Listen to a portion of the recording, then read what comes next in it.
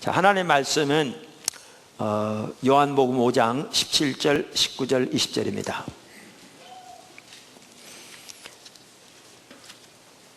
예수께서 그들에게 이르시되 내 아버지께서 이제까지 일하시니 나도 일한다 하시매. 19절 그러므로 예수께서 그들에게 이르시되 내가 진실로 진실로 너희에게 이르노니 아들이 아버지께서 하시는 일을 보지 않고는 아무것도 스스로 할 수 없나니 아버지께서 행하시는 그것을 그 아들도 그와 같이 행하느니라. 아버지께서 아들을 사랑하사 자기가 행하시는 것을 다 아들에게 보이시고 또 그보다 더 큰 일을 보이사 너희로 놀랍게 여기게 하시리라. 아멘.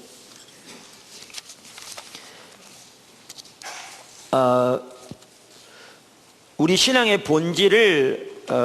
본질이란 말 우리 신앙의 핵심이고 가장 중요한 요소다, 그런 뜻인데 저는 늘 크게 두 가지로 요약할 수 있다고 믿습니다. 무엇보다 우리 신앙의 본질, 핵심은 하나님과의 친밀한 교제입니다. 이건 성경 전체가 명백하게 말해주고 있습니다. 그리고 하나님과 친밀한 교제라는 말은 인격체신 하나님을 아는 것, 그리고 그분을 우리의 존재를 다해 사랑하는 것을 말합니다. 이 하나님과 친밀한 교제를 위해 가장 중요한 요소는 하나님 그분 자신을 구하는 것, 즉 하나님의 얼굴을 구하는 것입니다. 우리 신앙의 본질의 또 한 가지 요소는 하나님의 행하심을 보고, 즉 하나님의 목적을 깨닫고 그 일에 우리의 온 삶으로 동참하는 것입니다. 그리고 하나님의 행하심을 보고 우리의 온 삶으로 동참하는 것, 그것을 위해서는 전적인 순종과 온전한 신뢰가 필수입니다. 그런데 이 하나님의 행하심을 보고 우리의 온 삶으로 동참하는 것, 그것이 우리의 사역입니다. 우리의 사역입니다. 그런데 이 신앙의 본질, 이 두 가지 요소는 밀접한 관계가 있습니다. 예를 들면 우리가 하나님과 친밀한 교제 가운데 있다고 말하면서 하나님의 목적을 보고 그 일에 온 삶으로 동참하는 삶을 살지 않으면 우리는 하나님과의 친밀한 교제 가운데 전혀 있지 않는 겁니다. 그러니까 학교의 시대를 보아서 알 수 있듯이 그 시대가 하나님의 목적에 대해서는 관심도 없는 채 자기 목적에 빠른 것을 두고 성경은 그들이 하나님을 버렸다라고 표현하고 있거든요. 그러면서 하나님께로 돌아오라 이렇게 강력히 촉구하고 있거든요. 그러니까 우리가 하나님을 알고 하나님을 사랑하는, 하나님과 친밀한 교제 가운데 있으면 반드시 우리는 하나님의 목적을 보고 그 일에 온 삶으로 동참하는 그 삶을 살기를 추구하게 되어 있고요, 또 살아야 합니다. 그리고 그 부분이 우리의 사역인데, 그러니까 우리의 사역은 우리 모든 성도들이 살아야 할 삶의 중요한 요소입니다. 삶의 중요한 요소입니다. 그런데 오늘날 우리의 이해가 매우 심각하게 왜곡되어 있는 분야 중 하나가 바로 우리 사역에 대한 부분입니다. 오늘날 우리의 사역에 대해서 인본주의적인, 즉 자기중심적인 이해가 매우 가득합니다. 성경에 의하면 자기중심적인 삶은 타락의 본질입니다. 그렇기 때문에 자기중심적인 사역은 하나님을 기쁘시게 할 수 없습니다. 자기중심적인 사역을 통해 하나님의 뜻이 이루어질 수 없습니다. 자기중심적인 사역에는 하나님의 진정한 뒷받침이 있을 수 없습니다. 우리의 사역과 관련해서 중요한 성경적인 구절 중에 하나가 오늘 읽은 본문 말씀입니다. 그러니까 요한복음 5장 17절, 19절, 20절입니다. 이 본문 말씀은 예수님이 자신의 사역을 어떻게 감당하셨는가, 그 방법에 대해서 예수님이 말씀하신 구절입니다. 그러나 이 구절이 말하는 사역의 방법은 단순히 예수님께서 사역을 감당하신 방법일 뿐 아니라 성경에 나오는 모든 하나님의 귀한 사람들이 자신의 사역을 감당한 방법이기도 합니다. 아멘. 우리가 성경을 이렇게 볼 때에 어느 한 구절을 토대로, 그리고 그 구절이 성경 전체의 가르침을 다 포함하고 있지 않음에도 불구하고 이 구절을 토대로 모든 성경을 거기다 갖다 맞추는 것은 잘못하는 거거든요. 예를 들면 사랑하는 자여 내 영혼이 잘된 같이 내가 범사에 잘되며 강건하기를 원하노라.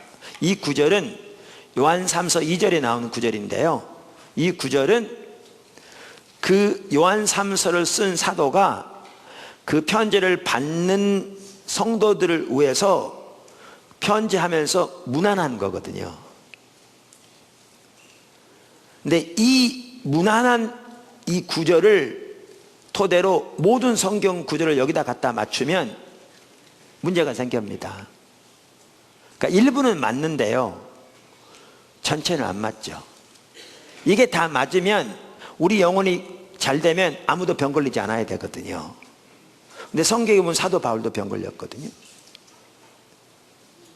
그리고 영혼이 잘 되면 범사가 잘 되는 경우도 있는데, 히브리서 11장에 보아도 알 수 있듯이 저 하늘나라의 소망을 바라보고 기꺼이 이 땅에서는 위로받는 것을 포기한 많은 사람도 있었거든요. 그럼 이 가르침으로 그걸 보면 세상에서 유리방황하며 오히려 하늘의 소망을 두고 산 사람들은 영혼이 잘 되지 못했기 때문에 그렇게 되는 거죠. 그러니까 틀린 거죠. 그러니까 부분적으로는 맞지만 전체적으로는 틀린 겁니다. 그러니까 어느 한 성경 구절을 가지고 그것이 전체적인 성경적인 가르침을 반영하지 않는데도 불구하고 그것을 토대로 성경 전체를 여기다 갖다 맞추는 것은 성경 해석 방법이 올바른 방법이 아닙니다. 그런데 오늘 읽은 이 본문 말씀, 이 한 구절을 가지고 제가 성경적인 사역의 전체를 여기다 갖다 맞추면 여기서 말하는 이 구절이 성경이 말하는 전체 가르침을 포함하고 있지 않다면 잘못된 거죠. 지금 설명한 것처럼. 그런데 요한복음 5장 27절, 19절, 20절의 이 구절은 단편적인 구절이 아닙니다. 여러분들 제가 이렇게 말해도 그렇게 실제로 하는 사람 많지 않은 것 같더라고요. 축복합니다. 그런데 실제로 하기 쉽지 않습니다. 여러분 집에 가셔서 혹시 시간이 되시면, 그리고 여건이 되시면 요한복음 1장부터 21장까지 한꺼번에 자세히 좀 읽어보세요. 시간이 많이 걸릴 겁니다, 하려면. 그리고 오늘 제가 한 설교를 염두에 두고 그 요한복음 1장부터 21장까지 한꺼번에 쭉 읽어보시면요, 여러분 뭐를 발견할 수 있느냐 하면, 오늘 읽은 이 본문 말씀 요한복음 5장 17절, 19절, 20절이 요한복음 전체에서 예수님이 사역을 감당하신 방법을 정확하게 요약하고 있다는 것을 발견하게 될 겁니다. 그러니까 이 구절이 어떤 단편적인 구절이 아니라 요한복음 전체에서 예수님이 어떻게 사역하셨는가 하는 것을 여러 곳에서 말하고 있는데 그것을 가장 잘 요약하고 있는 걸 볼 수 있습니다, 이 구절이. 또한 더 나아가 요한복음뿐만 아니라 창세기부터 요한계시록까지 구약이건 신약이건 하나님과 친밀하게 동행했던 하나님의 사람들이 사역을 감당했던 방법을 정확하게 가장 잘 요약하고 있는 것임을 분명하게 할 수 있을 것입니다. 그래서 이 구절은 단편적인 한 구절로서 모든 것을 갖다 붙인 게 아니고요, 우리 예수님이 감당하신, 더 나아가 성경에 나오는 신구약의 하나님의 귀한 사람들이 감당한 그리고 우리가 감당해야 할 사역의 방법을 가장 잘 요약한 성경적인 구절입니다. 그 대표적인 구절입니다. 그래서 우리의 사역에 대해 살펴보면서 이 구절을 우리가 살펴본 것입니다. 아멘. 자, 그러면 이 구절을 보면 우리는 이 구절을 몇 가지로 요약할 수 있습니다. 이렇게 이 구절이 지금 나와 있죠. 보면 첫째, 이제 예수님이 말씀하신 겁니다. 아버지가 오늘까지 일하신다. 첫째, 아버지가 오늘까지 일하신다. 둘째, 나도 일한다. 셋째, 나는 스스로 아무것도 할 수 없다. 넷째, 나는 아버지가 행하시는 것을 보고 그것을 행한다.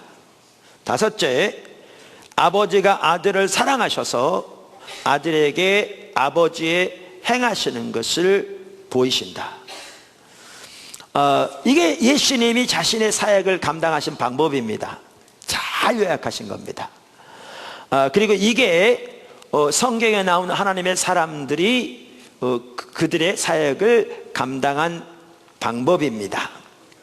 그래서 저는 이것을 토대로 해서 우리의 사역을 다음에 5가지로 살펴보고자 합니다. 다음에 5가지로 살펴보고자 합니다. 여러분이 잘 적으셔서 이렇게 전체적인 윤곽을 여러분의 이렇게 눈앞에 두고 오늘 설교를 들으시면 훨씬 더 도움이 될 줄로 믿습니다. 그러니까 왜냐하면 우리가 숲과 나무를 같이 봐야 되거든요. 그러니까 멀리서는 숲을 볼 수 있잖아요. 그 전체를 볼 수 있는데 그렇게 되면 나무 자세한 내용을 못 봅니다. 그러면 이제 나무를 자세히 보려면 숲에 들어가서 그 나무를 보면서 나무의 줄기도 나무의 이 원통도 나무의 가지도 그 다음에 뿌리도 이렇게 볼 수 있는 거죠. 근데 나무를 자세히 보다 보면 숲은 못 보는 거죠. 그래서 우리가 그 전체적인 윤곽을 알려면 숲과 나무를 같이 보아야 전체적인 내용을 볼 수 있거든요. 그래서 제가 오늘 하나씩 이제 그 내용을 살펴볼 텐데 여러분들이 그 내용을 이렇게 듣다 보면 지금 여기가 어디에 와 있는지 어느 부분을 다루고 있는지 이렇게 숲속에 들어가서 길을 잃은 것처럼 헤맬 수 있어요. 그러니까 오늘 제가 말씀드린 이 5가지 전체적인 윤곽을 잘 기록해서 이렇게 전체적으로 보면서 제 설교를 들으면 지금 우리가 어디에 와 있구나, 어떤 부분을 다루고 있구나, 이렇게 전체적인 윤곽과 자세한 세부적인 내용을 같이 들음으로써 성경에 말하는 사역을 어떻게 감당하는 것인가 라는 부분들을 더 선명하게 볼 수 있습니다. 그래서 그렇게 하시면 좋겠습니다. 첫째, 그러니까 아까 그 구절 예수님께서 말씀하신 걸 토대로 저는 우리의 사역을 다음 5가지로 요약해서 말씀드립니다. 첫째, 사역은 하나님께서 자신의 일을 이루시는 것입니다. 사역은 하나님께서 자신의 사역을 이루시는 것입니다. 둘째, 하나님께서 앞서가시면서 하나님의 행하심을 하나님의 사람들에게 보이십니다. 하나님께서 앞서가시면서 하나님의 행하심을 하나님의 사람들에게 보이십니다. 셋째, 하나님의 사람들이 하나님의 행하심을 보고 온 삶으로 그 일에 동참합니다. 하나님의 사람들이 하나님의 행하심을 보고 온 삶으로 그 일에 동참합니다. 넷째, 하나님께서 하나님의 능력으로 그 일을 성취하십니다. 하나님께서 하나님의 능력으로 그 일을 성취하십니다. 다섯째, 이러한 과정을 통해서 하나님의 뜻이 이루어지고 우리는 살아계신 하나님을 경험합니다. 이러한 과정을 통해서 하나님의 뜻이 이루어지고 우리는 살아계신 하나님을 경험합니다. 이 내용이 지금 기초성경 공부 3권에 들어갈 내용입니다. 그러니까 우리 신앙의 가장 기초적인 부분을 다루는 기초성경 공부에, 오늘날은 이제 제 기초성경 공부 1권은 우리의 위대한 구원에 대한 전반적인 걸 다뤘고요. 2권은 우리의 신앙의 가장 핵심인 하나님을 아는 것, 즉 하나님과 친밀한 교제, 거기서 어떻게 자라날 것인가, 그 핵심적인 요소를 다뤘고요. 3권은 하나님의 일에 동참함, 우리의 사역뿐만 아니라 이렇게 하나님과 동행하는 삶을 사는 데 또한 우리에게 필요한 여러 가지 요소들을 다루려고 합니다. 자, 그런데 우리 신앙의 가장 기본적인 것을 다루는 기초성경 공부인데요, 너무나 많은 사람들이 이거를 매우 수준 높다고 생각해요. 수준 높다고. 그러니까 왜냐하면요, 오늘날의 교회는 우리 신앙을 거의 불신자 수준으로 낮춰버렸어요.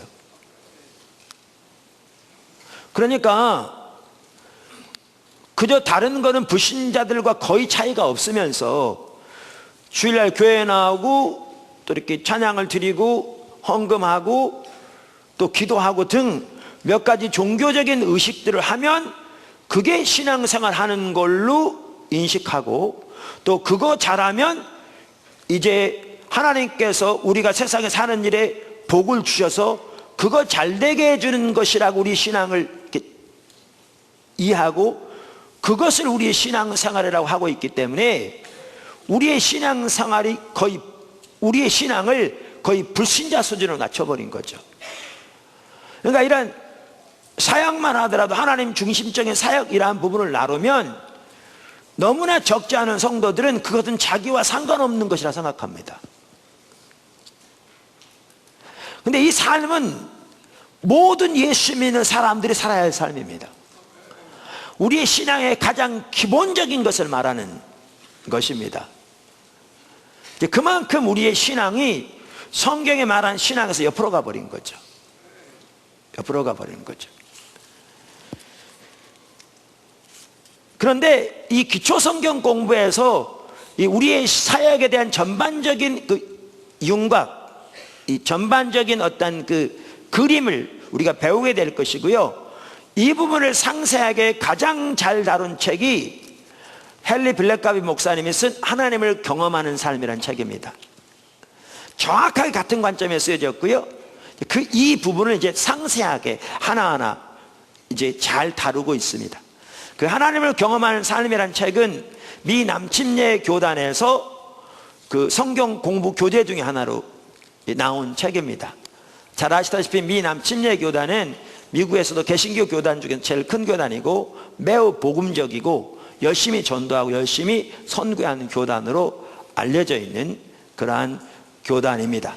그 교단 본부에서 나온 여러 가지 성경 교재 중에 하나로 나온 아주 귀한 책이고요, 세계적으로 몇십만 부가 팔린 그러한, 몇십만 부가 뭐예요, 심지어 우리나라에도 한 30만 부 팔렸으니까 세계적으로 몇백만 부가 팔린 귀한 책인데, 그래서 우리 지체들은 이러한 전체적인 윤곽을 배울 뿐만 아니라 이제 그러한 책들을 통해서 우리가 우리의 삶에서 어떻게 하나님의 행하심을 주시해보고 그 일에 동참함으로 하나님이 우리의 삶을 통해 하나님의 목적을 이루시는가, 이 삶을 실제로 배워가야 합니다.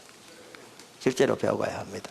그래서 우리 모든 지체들은 그 책의 내용을 철저하게 하나님의 말씀에 토대해서 전체적으로 다 숙지할 뿐만 아니라 옆구리만 찔러도 입에서 나올 만큼, 그리고 그 삶, 그것을 배운 대로 살면서 실제적으로 살아서 우리가 비록 반복적으로 때로는 실패할지 몰라도 다시 일어나 그 삶을 살아서 그 삶을 사는 데서 자라나는 데까지 모두가 가야 합니다. 우리 모두가. 우리 모든 성도들이 포도나무교회 지체들 뿐만 아니라 모든 하나님의 백성들이 그렇게 살아야 한다고 확신하고, 그게 우리 신앙의 가장 기본적인 부분 중에 하나입니다. 그래서 우리 기초 성경 공부를 다루면서 그래서 우리 성경에 말하는 사역, 이 부분에 대해서 다루고 있다, 그 말입니다. 할렐루야. 첫째, 사역은 하나님께서 자신의 일을 이루시는 것입니다. 성경이 말하는 사역은 하나님께서 자신의 일을 이루시는 것입니다. 성경이 말하는 사역은 우리가 소위 하나님을 위해서 계획해서 우리의 노력으로 성취하는 것이 아닙니다. 아까 제가 뭐라고 말씀드렸냐면, 오늘날 우리의 이해가 매우 왜곡된 잘못된 분야 중에 대표적인 한 분야가 사역에 대한 부분이다, 이렇게 말씀드렸습니다.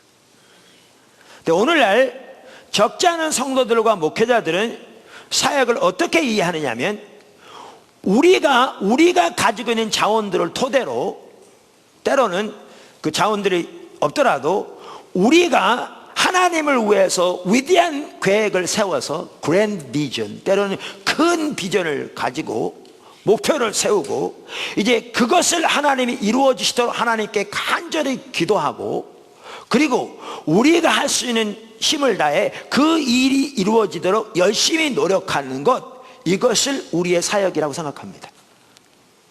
대다수가 그런 이해를 가지고 있습니다. 그런데 성경이 말하는 사역은 전혀 그런 것이 아닙니다. 신약이건 구약이건 하나님과 동행했던 사람들이, 그렇게 하나님의 사역을 감당한 사람들이 아무도 없습니다. 예를 들면 모세 보십시오. 모세가 출애굽 사건을 하나님께 쓰임받은 사람이잖아요. 그 출애굽 사건, 모세가 계획한 것이 아니었습니다. 모세는 태어나서 그 당시에 모든 히브리 사내 아이들은 다 죽이도록 돼 있었는데, 어머니가 그 아이에게 특별한 하나님의 은혜가 있는 걸 보고 살린 거잖아요. 그래서 전적인 하나님의 은혜로 바로의 딸, 공주의 아들로 이렇게 입양된 거잖아요. 그렇죠? 자, 그럼 모세가 자라서 하나님이 나를 이렇게 살려주신 것은 분명히 나를 통해 이 히브리 민족을 이 애굽 땅에서 건져내기 위함이다 확신했습니다. 그 확신이 맞았습니다. 그리고 거기 하나님의 은혜가 있었습니다. 그래가지고 그럼 출애굽이, 그래서 모세가 이스라엘 백성들을 자기를 통해서 하나님의 애굽에서 건져내시도록 그 위대한 비전을 가지고 밤낮으로 기도하고 금식하며 열심히 노력해서 이루어진 겁니까? 아니요, 그렇게 안 이루어졌습니다. 그렇게 하려고 했습니다. 그러다 사람만 죽이고요, 도망하는 신세가 됐습니다. 그러다가 하나님께서 그를 통해 출애굽 사건을 일으키실 때는 전혀 모세의 계획과 상관없이 광야에 40년 푹 썩은 다음에 거기에서 양치고 있었는데, 그가 80세가 되었을 때 하나님이 어느 날 시내산에 가시나무 덤불에 임하신 겁니다. 불이 활활 타오르고 있는데 나무가 안 타는, 너무나 신기한. 그래서 가까이 갔더니 하나님의 음성이 들린 거죠. 이 땅 거룩한 땅에 네 신발을 벗으라, 네 주도권 포기하라, 그 말이죠. 하나님이 지금 위대하신 일을 하려고 하신다, 그 얘기입니다. 그래서 그 앞에 납작 엎드렸더니 하나님이 하나님의 계획과 목적과 길을 그에게 알리시고, 그 하나님의 계획을 초청하셔서 그가 믿음으로 순종했을 때 하나님께서 이루신 거죠. 출애굽 사건이요, 모세가 계획하고 그 일을 이루어지도록 하나님께 밤낮으로 기도하고 자기의 힘을 다해 노력해서 이루어낸 일이 전혀 아니었습니다. 그렇게 했더라면요, 그는 그 일을 절대로 성공하지 못했을 겁니다. 날아갔을 겁니다. 여러분, 최근에 그 JTBC에서도 나왔다고 그러던데, 그 노아의 방주 혹시 보셨죠? 그 미국의 어느 기독교 단체에서 그 고중을 거쳐서 노아의 방주를 그대로 재현했대요. 국민으로 나오고. 그래서 거기 이제 관광객들이 가고 그런다는데, 혹시 가보면 가보십시오. 근데 이렇게 어느 누구의 페이스북에 그게 이제 이렇게 카트가 나와가지고 올려놨길래 봤더니, 그리고 국민도 보니까 제가 보기에도요, 그 어마어마하더라고요. 그리고 거기에 그 당시에 그 있었던 그 짐승들 한 쌍씩 충분히 거기에 넣기에 충분할 만큼 그 규모가 어마어마하더라고요. 근데 이 배요, 노아가 하나님에서 계획해서 그 비전을 가지고 기도하면서 노력해 된 일이 아니었습니다. 그렇게 했더라면 배를 지을 이유가 없습니다. 그 시대에. 뭐 때문에 배를 짓습니까?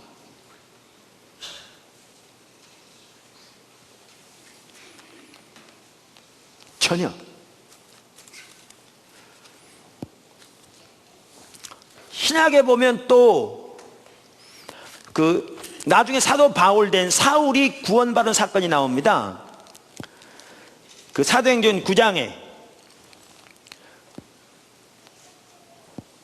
그런데 그 사건은 그 당시 다메섹에 있던 아나니아가 계획해서 기도하면서 열심히 노력해서 이룬 사건이 전혀 아니었습니다.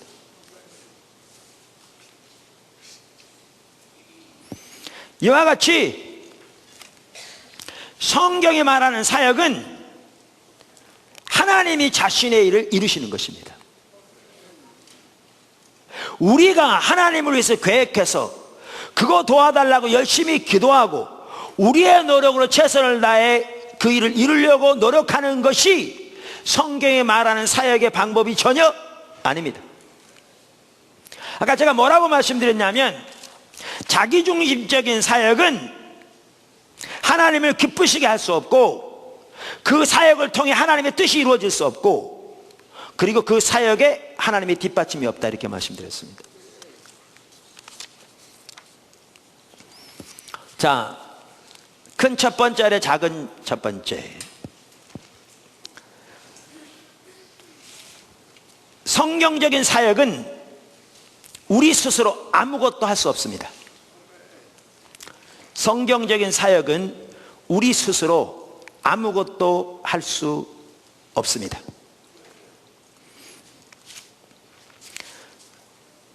자기중심적인 사역 말고 성경이 말하는 진정한 사역은 하나님께서 자신의 일을 이루시는 것이기 때문에 우리의 힘으로는 아무것도 할 수 있는 것이 없습니다.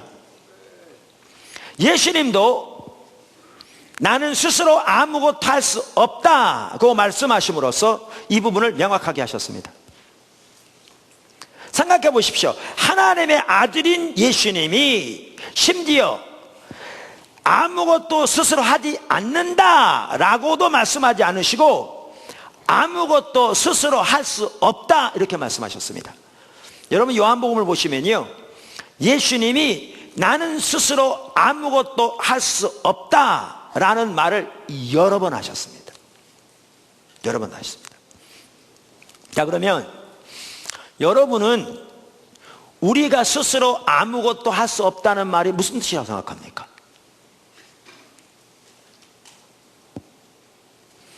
오늘날 교회 안에 우리 스스로 할 수 있는 일들이 많습니다. 그러면 예수님께서도 말씀하시기를 나는 스스로 할 수 없다, 또 성경적인 사역은 아무것도 스스로 할 수 없다는데 그게 무슨 뜻입니까? 그 뜻은 영원한 가치를 가진 일들은 우리 스스로 할 수 없다는 말입니다. 그것은 하나님께서 하셔야만 합니다. 영원한 가치를 가진 일들은 절대로 우리 스스로 할 수 있는 것이 아닙니다. 아까 위에서 제가 그 사울이 구원받게 된 사건을 잠깐 언급했습니다. 그게 사도행전 9장 1절부터 19절에 나옵니다. 지금 성경을 다 이렇게 읽어보면 훨씬 좋겠지만 시간이 제한되어 있기 때문에 나중에 책이 나오면 여러분이 잘 아는 구절이라도 그 자세히 한번 성경을 또 읽고 그 내용을 살펴보면 훨씬 도움이 더 될 것입니다. 여러분, 사울은 우리가 갈라디아 성가를 보아도 아시듯이 태어날 때부터 유대인의 집안에서 바리새인으로 태어났습니다. 그리고 어려서부터 철저하게 율법으로 교육을 받고 하나님에 대해서는 자기 친구들보다 그 열심히 뛰어난 사람이었습니다.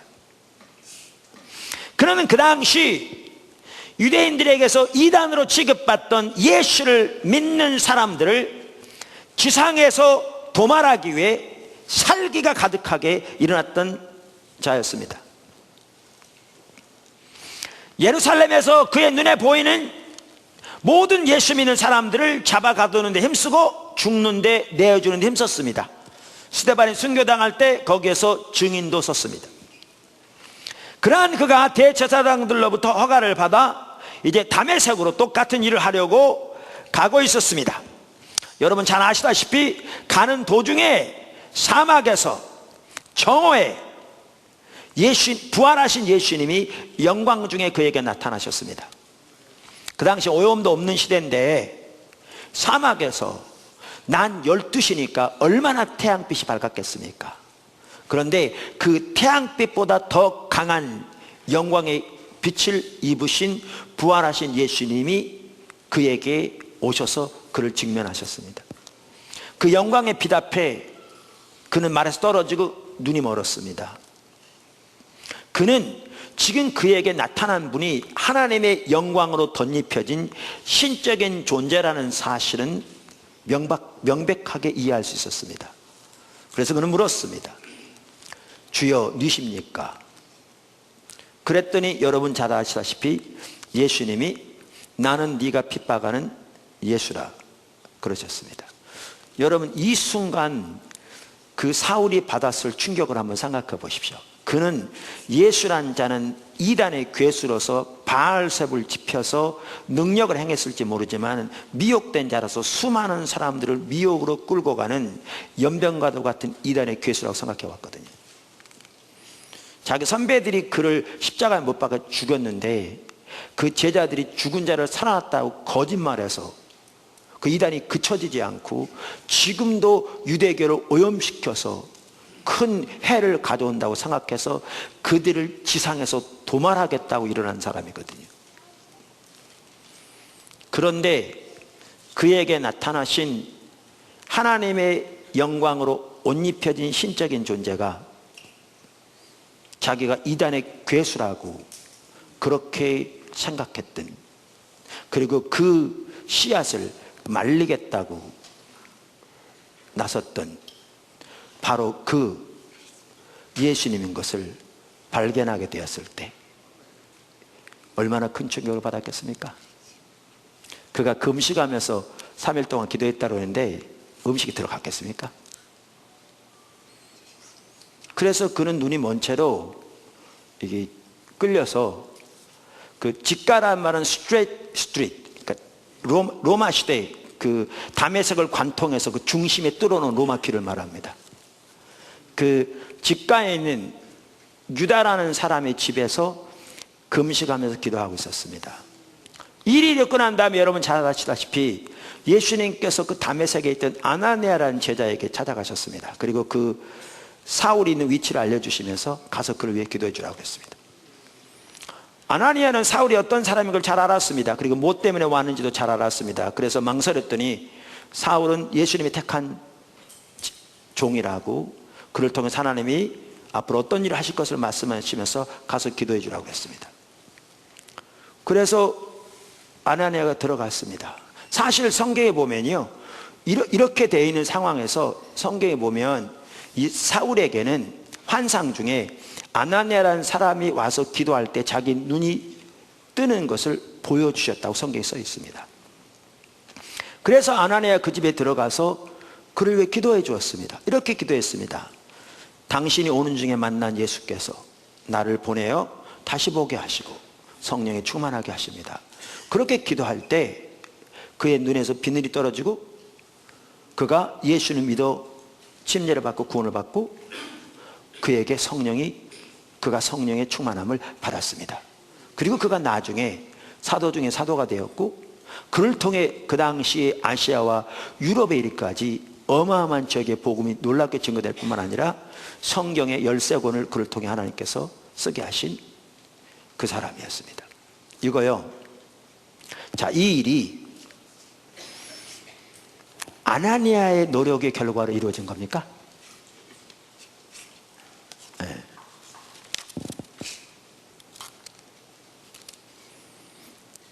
이 일이 아나니아가 계획하고 열심히 노력해서 그 결과로 이루어낸 일이냐고요? 천만의 말씀입니다. 이러한 영원한 가치를 가진 일들은 사람의 노력을 대하지 않습니다. 우리가 절대로 스스로 할 수 없는 일들입니다. 이 일들은 하나님이 하셔야만 가능합니다. 하나님이 하셔야. 그러니까 우리 스스로 아무것도 할 수 없다는 말은 이와 같은 영원한 가치를 가진 일들은 우리 스스로 할 수 있는 것이 아니라 하나님이 하셔야만 한다는 겁니다. 이러한 일들은 우리 스스로는 아무것도 할 수 없다는 것입니다. 우리 지체들 얘기이기 때문에 제가 사실 얘기가 쉽지 않은데, 지난주에 우리 교단 MK 사역, 우리 교회에서 이렇게 섬기면서 하면서 하나님 정말 귀한 일 하셨거든요. 아까 광고 시간에 말씀드린 것처럼. 근데 그때 한 70명 이상이 거의 5일 동안 계속 그들과 함께 하면서, 일부는 부엌에서 또 일부는 현장에서 섬겼거든요. 우리 해외 선교위원장인 우리 김만규 성도님도 이렇게 계속 여기서 먹고 자면서 섬겼거든요. 근데 그분의 얘기를 잠깐 드리면요, 그분이 독일에서 박사학위 받고 우리 국립대학 중에 한 대학에 지금 교수로 섬기고 있는데, 그분이 독일에서 유학 생활하면서 처음으로 예수를 믿게 되었습니다. 근데 어떤 일이 있었냐면, 이제 학위를 빨리 받을 줄 알고 가족들을 보냈는데 한국으로 시간이 좀 걸리면서 혼자 있게 되다 보니까 입에 술을 대기 시작했어요. 그래서 술 중독자가 됐습니다. 그래가지고 어떨 때는 이제 같은 동료 교수들과 식사하다 보면 아침에 일어나면 여관이고, 왜냐하면 완전히 곤드라 이렇게 떨어지니까 동료들이 여관에 갔다 이렇게 뉘어놓고, 어떨 때는 식당 한 구석에서 자고 있다가 그 다음날 일어나기도 하고, 그래서 그 다음에 들어오기도 하고 이렇게 했습니다. 그분이 그 술 중독을 이기려고 여러 가지 교육도 받았다고 그러더라고요. 더 열심히 노력도 해보고. 근데 안 되더랍니다. 그분 표현대로 술 중독은 죽어야 거기서 벗어나는 굴레라고 많은 사람들이 그런 얘기를 하죠. 그러니까 가정이 얼마나 어렵겠습니까? 근데 그분이 어떻게 되었냐면, 지금 오래전이죠. 10년도 훨씬 넘은 전인데, 우리가 처음으로 그 대전에서 십자가 성령 컨퍼런스를 할 때, 그 영주 기도원에서인가 했는데, 그 당시에 김만규 성도님의 아내, 우리 성도님이 라디오를 통해서 계속 제 설교를 듣고 있었어요. 방송을 통해서. 그러다가 우리 팀들이 거기에 집회를 한다는 얘기를 듣고 자기 남편을 거기 데려가고자 하는 마음이 있었습니다. 수요일부터 집회가 시작되는데 그날 저녁에 데리려고 그러는데 화요일날 저녁에도 밖에서 술 먹고 자고 아침에 들어온 겁니다. 그래서 아내가 그랬죠. 일단 주무세요.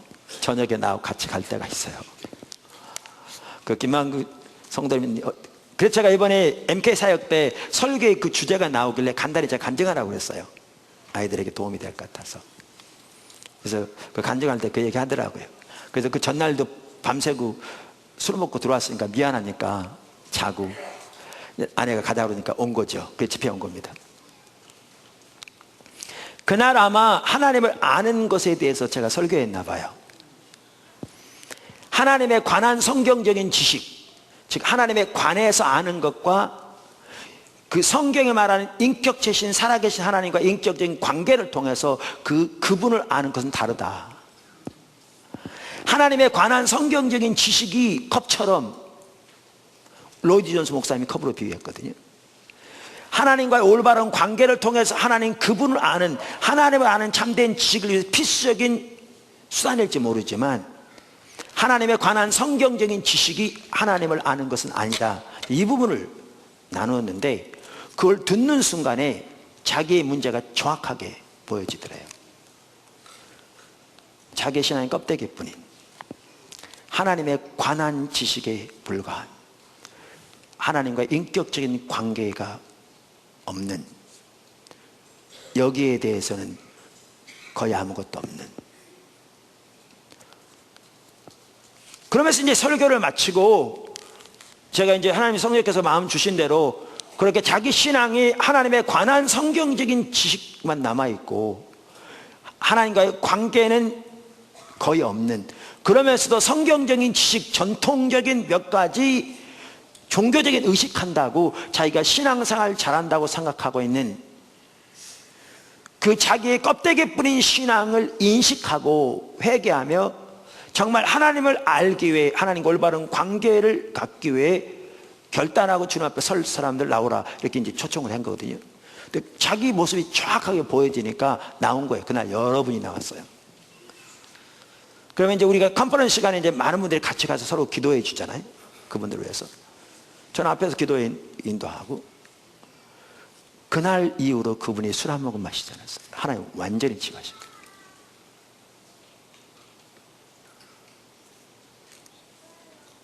그로부터 몇 년 후에는 자식들 앞에서 무릎 꿇고 용서도 구하고요. 자녀들이 둘인데 그 가정이 매우 행복합니다. 제가 뭐 얘기하려고 이 얘기를 지금 했느냐 하면요, 이런 일은 우리의 노력으로 할 수 있는 일이 아닙니다. 이런 일은 그분이 하셔야만 가능합니다. 이런 영원한 가치를 가진 일들은 우리 스스로 할 수 있는 것들이 아닙니다. 아닙니다.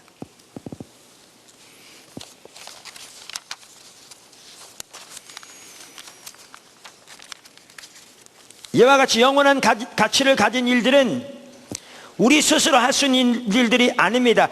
그런 일은 사람이 많이 모인다고 일어나지 않습니다. 많은 예산이나 프로그램이 있다고 해서 일어나지 않습니다. 어떤 한 큰 교회가 수십억 원의 예산을 들이고 수많은 사람들을 동원해서 소위 하나님을 위해서 큰 프로젝트를 진행한다고 하십시다. 그럴지라도 만일 그 일이 하나님이 주도하신 일이 아니고 하나님께서 그 일 가운데 임하셔서 역사하지 않으면 영원한 가치를 가진 일들은 그 프로젝트를 통해서 전혀 일어나지 않을 것입니다. 물론 그 프로젝트에 관해서 기독교 미디어들에서 크게 보도될 것입니다. 그러나 그것은 그 이상 하나님 앞에서 아무런 의미가 없습니다. 제가 책에 이렇게 썼습니다. 당신의 삶과 사역 가운데 현재 영원한 가치를 가진 일들이 일어나고 있습니까? 예, 아니요. 또 그 안에 이렇게 썼습니다. 당신의 교회의 삶과 사역 가운데 영원한 가치를 가지고 있는 일들이 지금 일어나고 있습니까? 예, 아니요. 어떻습니까? 지금 포도나무 교회에서도요, 어떤 오이코스들 같은 경우에는 이러한 영원한 가치를 가진 이러한 일들이 많이 일어나고 있습니다. 근데 어떤 오이코스에서는 그러한 일들이 거의 일어나고 있지 않습니다.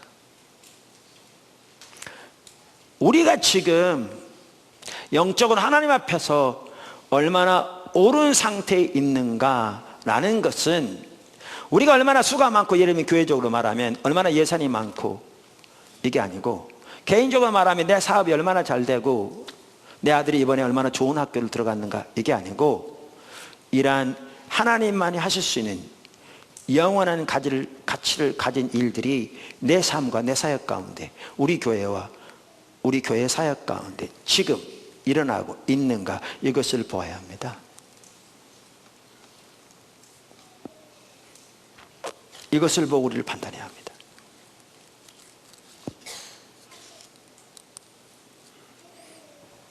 그런데 영원한 가치를 가진 일들은 우리가 하나님 그분 자신을, 즉 하나님의 얼굴을 집중적으로 구하고 추구할 때 우리 가운데 함께 합니다.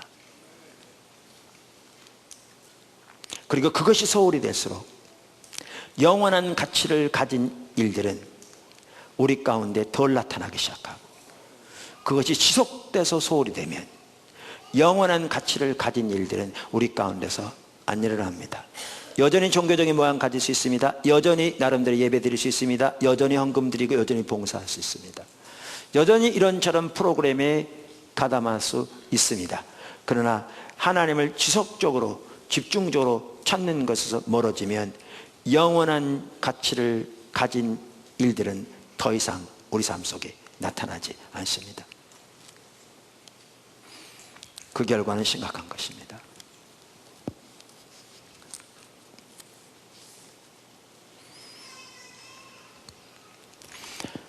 그렇기 때문에 우리는 개인적으로건 교회적으로건 외부적인 규모를 키우고 세상적인 관점에서 성공하기 위해 추구할 것이 아니라 하나님께서 역사하시는 영원한 가치를 가진 일들이 수시로 일어나는 삶과 교회가 되기를 추구해야 합니다.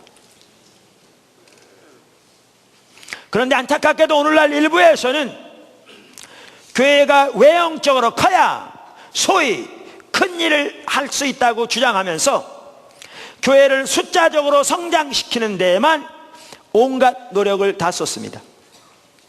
그들은 그들 가운데 영원한 가치를 가진 소중한 일들이 거의 일어나고 있지 않음에도 불구하고 그러한 사실을 전혀 인식하지도 못한 채 그저 외형적인 성장에만 집착합니다. 개인도 마찬가지입니다. 그것은 참으로 타락한 인본주의입니다. 인본주의입니다.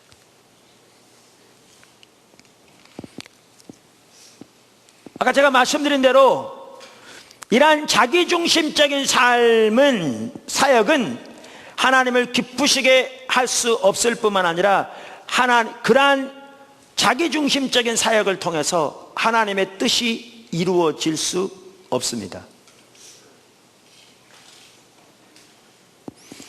무슨 말이냐고요? 아까 노아 얘기했습니다. 아까도 말씀드린 대로 노아가 하나님을 위해서 그랜드 비전, 큰 비전을 가지고 그걸 위해 기도하며 열심히 노력했다. 우리 이걸 사역이라고 생각합니다. 그러면서 우리는 뭐라고 성경 구절을 갖다 붙이냐면 입을 크게 열라 그럼 내가 채우리라 이런 성경 구절 갖다 붙이고 그렇게 말하면서 뭐라고 그러냐 우리가 뭐죠? 계획은 우리가 할지라도 우리의 길을 지도하신 분은 하나님이다 이런 것도 갖다 붙입니다. 근데 성경에 아무도 그런 식으로 사역을 감당하지 않았습니다. 만약에 노아가 그렇게 하나님을 위해서 큰 비전을 그랬더라면 방주를 만들 필요가 없다니까요.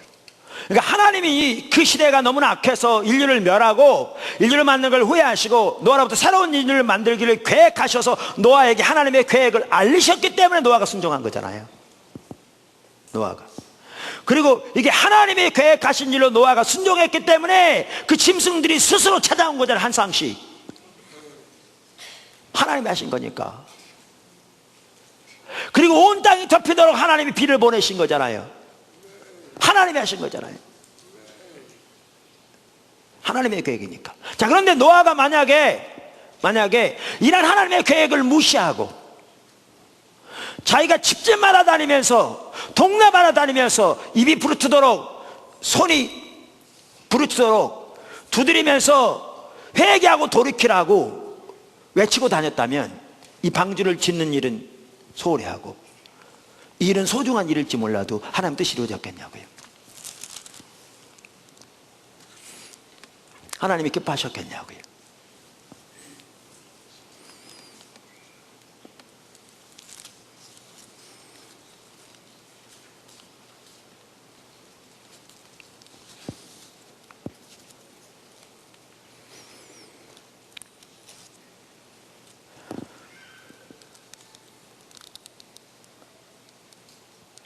뿐만 아니라 바울 보십시오. 하나님의 그를 부르시다 사도로 부르셨습니다. 전적인 하나님의 대로 사도 중에서도 이방을 위한 사도로 부르셨습니다. 이방을 위한 사도 중에서도 교회가 없는 곳에 복음을 전해서 교회의 기초를 넣는 털을 닦는 사도로 부르셨습니다. 그래서 그 부르심을 따라 순종하면서 사도 바울은 이미 교회가 세워진 것은 안 갔습니다. 왜냐하면 그의 부르심에 벗어났기 때문에요. 그래서 로마 교회는 이미 세워졌지만 로마에 가서 그들과 믿음을 나누고 그들에게 파송을 받아 스페인 가기를 원해서 갔지 그것은 거의 가지 않았습니다. 그래서 그를 통해 하나님께서 그 당시 아시아 지역 유럽에까지 하나님의 어마어마한 일들을 하신 거죠. 근데 이 바울이 이러한 하나님의 계획을 무시하고 그는 유대인이었기 때문에 유대인의 생리를 누구보다 잘 알았을 겁니다. 유대인이 율법을 알았고 유대인이 전통을 알았고 유대인의 사고방식을 알았고 그래서 이미 세워진 유대인의 교회에 가서 그들을 양육하는 일을 했더라도 잘했을 겁니다. 근데 문제는 그렇게 했더라면 하나님이 기뻐하셨겠냐고요. 그렇게 했더라면 하나님 뜻이 이루어졌겠냐고요.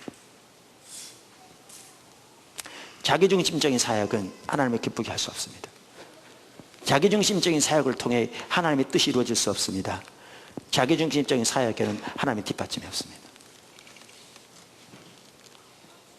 우리 스스로는 아무것도 할 수 없습니다.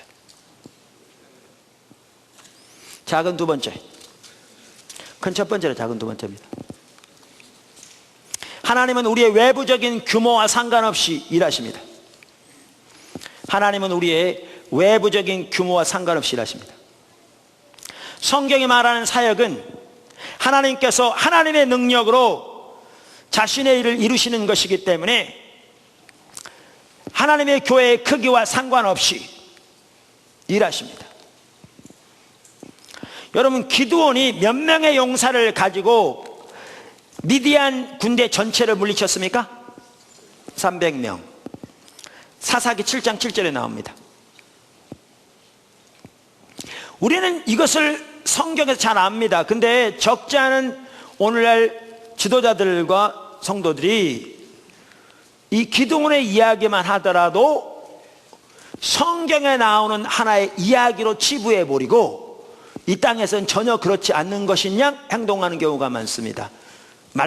말씀하면서 성경을 믿는다고 말하면서 실제 행동엔 전혀 안 믿는 거죠. 그러면서 어떻게 하느냐, 규모가 커야 큰 일을 할 수 있다고 하면서 어떤 성격의 교회가 세워지는 건 상관없이 외부적인 규모만 크게 하게 온갖 몰두합니다. 그러다 보니까 때로는 메시지도 정직하게 전하지 못합니다. 예배도 사람들이 기뻐하게 하기 위해 초점을 맞춥니다.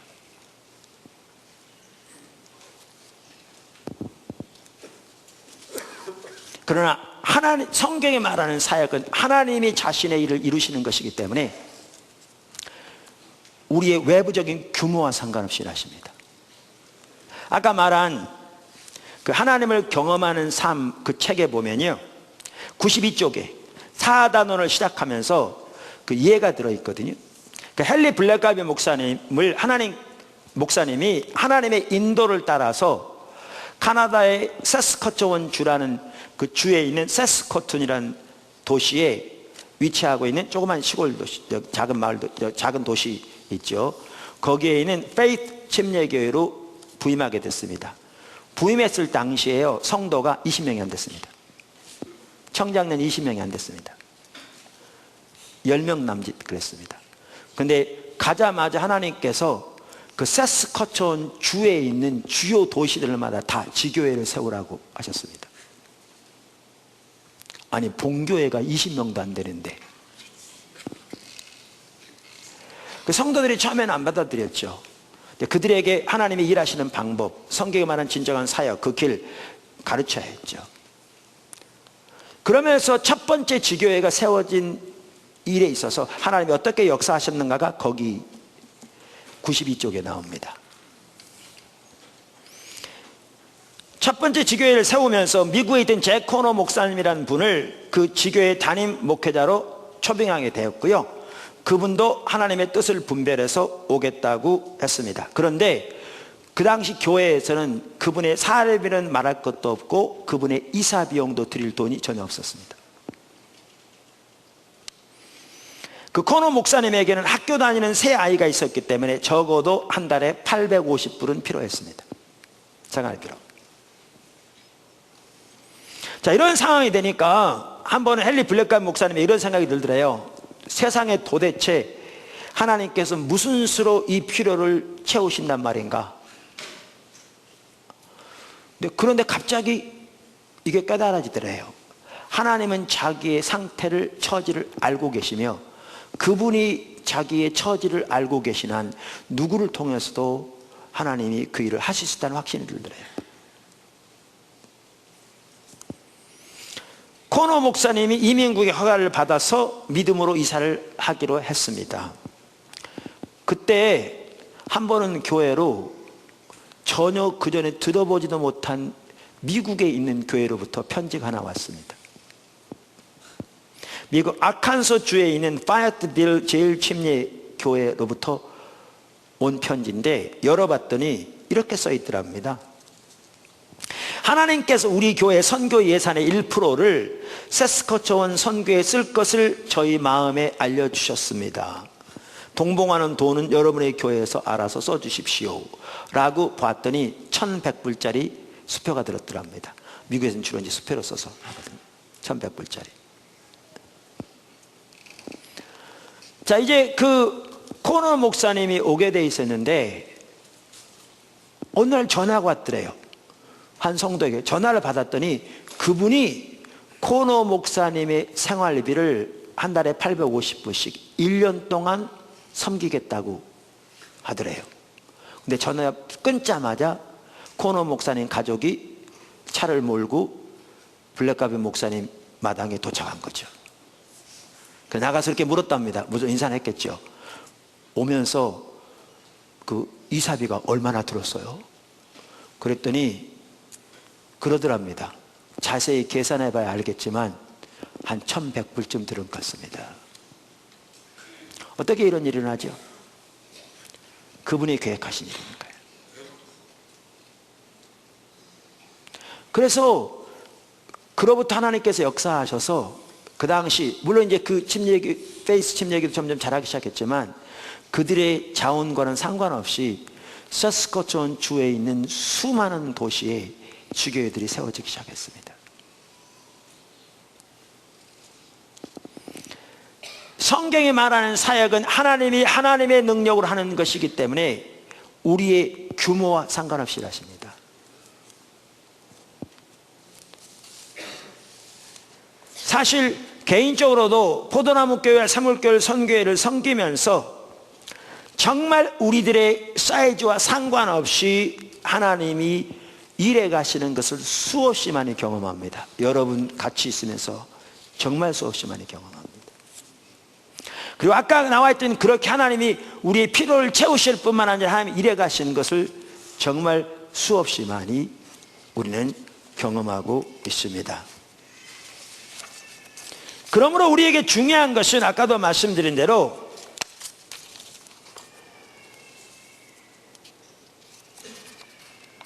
우리가 정말 추구해야 할 것은 그저 교회 외적 성장이 아니라 정말 하나님께서 주도하시고 통치하시는 교회가 되기를 적극적으로 추구하고 하나님이 주도하시고 통치하시고 우리를 통해서 일하시는 그러한 삶이 되기 위해 우리가 적극적으로 추구해야 합니다. 정말 하나님을 사랑하고 하나님께서 하나님의 능력으로 마음껏 역사하실 수 있는 교회 그리고 개인의 삶이 되도록 우리는 써야 합니다. 당연히 우리 개개인의 성도가 그렇게 힘써야 할 뿐만 아니라 특별히 하나님께서 이 땅에서 통해서 일하시는 가장 주된 다니는 교회이기 때문에 그렇게 교회가 세워지기를 위해서 우리는 무엇보다 힘써야 합니다. 우리의 초점이 거기 있어야 합니다. 저는 포도나무 교회가 처음 세워지면서 지금까지 그러한 관점에서 교회를 인도해 왔습니다. 우리는 외적인 성장을 쫓지 않았습니다. 심지어 어쩔 때는 교회 건축하니까 헌금에 대해서 말하니까 시험 들더라고요. 그래서 제가 더 강하게 얘기했습니다. 왜요? 하나님 나라의 목적에 동참하는 일에 싫어서 시험 들 정도라면 그런 사람들이 모인 교회가 되면 어떤 교회가 되겠습니까? 그런 사람들이 사람만 많이 모이면 뭐합니까? 그런 사람들이 수만 명 모인 교회는 어떤 교회가 되겠습니까? 저는 그런 교회 전혀 목회하고 싶지 않습니다. 차라리 떨어지는 게 낫죠. 그래서 강력하게 설교했더니 출석인이 100명이 줄더라고요. 근데 하나님의 목적에 전혀 관심도 없는 사람들이 수만 명 있는 것보다 정말 하나님의 존재를 다 사랑할 뿐만 아니라 하나님의 목적에 온 사람으로 동참하는 성도 500명이 있는 교회가 하나님이 훨씬 더 사용하시고 역사하신 교회입니다. 외부적인 모양의 자기중심적인 사역은 많이 할 수 있습니다. 그러나 그런 사고와 이해로는 하나님이 일하시는 영원한 가치를 가진 일들은 일하지 않습니다.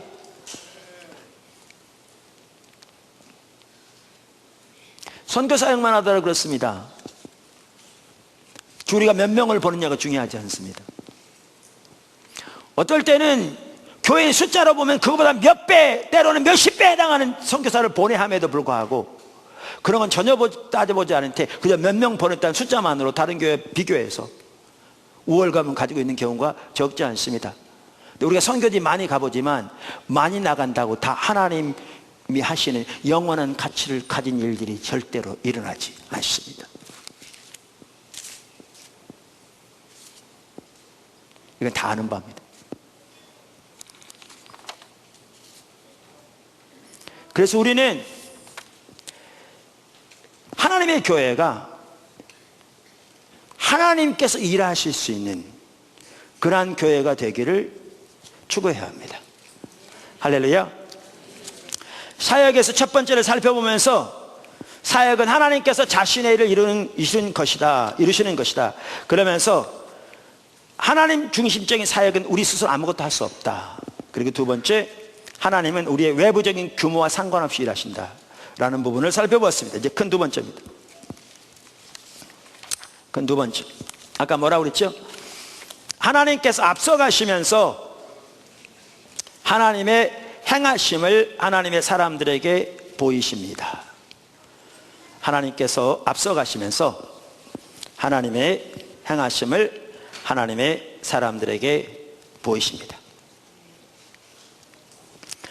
말씀드린 대로 사역은 하나님께서 자신의 일을 이루시는 것입니다.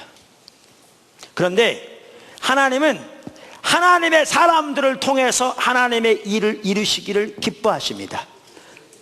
그래서 하나님의 사람들에게 바로 하나님의 목적과 길, 하나님 자신을 계시하십니다. 사실 이게 신비고 주님의 사랑입니다. 무슨 말이냐고요? 하나님의 이 땅에서 하나님의 사람들을 통해서 일하시기를 기뻐하십니다. 이게 정말 오묘한 하나님의 사랑이고 신비입니다. 여러분, 이 사실을 우리가 선명하게 깨닫는다면 정말 주님과 동행하는 삶을 살기를 열망하게 될 것입니다. 무슨 얘기냐? 아까 우리 나눴던 얘기를 해보십시다. 그 사울을 구원한 얘기. 예수님이 다 하셨거든요. 그러한 사울에게 예수님이 부활하신 몸을 가지시고 직접 오셔서 그 영광으로 오셔서 그를 직면하신 거잖아요. 그리고 예수님이 누구신도 말씀하시고 앞으로 그를 통해 하실 하나님의 계획도 알리셨잖아요. 그럼 예수님이 다 하시지, 그렇게 해놓고 왜 아나니아에게 오십니까? 가서 기도해 주라고. 그리고 아나니아에 가서 기도해 줄 때 아나니아에겐 특별한 신비의 능력이 있었기 때문에 아나니아만 기도해 낫는 그런 게 전혀 아니었죠. 그렇다면 그가 우상이죠. 아나니아 가서 기도해 줄 때 성경에 보면 단순했어요. 형제 사울이여, 당신이 오는 중에 만난 예수께서 나를 보내어 당신으로 하여금 다시 보게 하시고 성령으로 충만하게 하십니다. 이렇게 기도했어요. 그리고 아나니아가 그렇게 기도할 때 누가 역사하셨느냐? 하나님이 역사하셨어요. 하나님의 능력으로 역사하셔서 바울의 눈이 뜨겨지게 하시고, 아나니아 그에게 복음을 설명했는지는 성경에 안 나와 있지만 그가 예수님을 믿고 침례를 받았다고는 써 있고요. 그가 구원받은 거죠. 그리고 그가 성령이 충만케 받은 거죠. 이 모든 것은 하나님이 하신 겁니다. 자, 그러면 어차피 하나님이 하실 건데 왜 아나니아를 통해서 하시냐고요. 그리고 이건 가정입니다만은 아나니아가 만약에 그날 예수님의 인도를 따라서 순종하지 않고 거부했더라면 최소한 그날은 사울이 치유받지도 구원받지도 못했을 겁니다. 가정입니다만 왜 하나님이 이렇게 하시는가? 하나님은 사람을 통해서 일하시기를 작정하셨기 때문에, 하나님 우리 인간을 창조하실 때부터 하나님의 목적을 위한 동역자라 우리를 창조하셨기 때문에요. 이게 하나님의 신비요, 이게 하나님의 사랑입니다. 그래서 하나님은 하나님의 사람들에게 하나님의 행하심을 보이십니다. 그러니까 사람을 통해 산다 그러니까 어떤 사람들은 거봐 우리가 열심히 노력해서 어차피 하나님 뜻이 이루어지지 않냐, 그러니까 열심히 해야지, 그러한 자기중심적인 노력을 전혀 말하는 게 아닙니다. 아닙니다.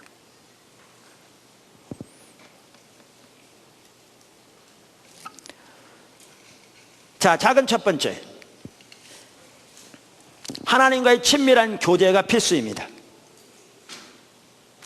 하나님과의 친밀한 교제가 필수입니다. 우리가 앞에서 살펴보았지만 우리 신앙의 가장 중요한 핵심적인 요소는 하나님과 친밀한 교제입니다. 그것이 우리 신앙의 모든 것이라고 해도 과언이 아닐 정도입니다. 그런데 하나님과 친밀한 교제는 우리의 사역을 위해서도 필수입니다.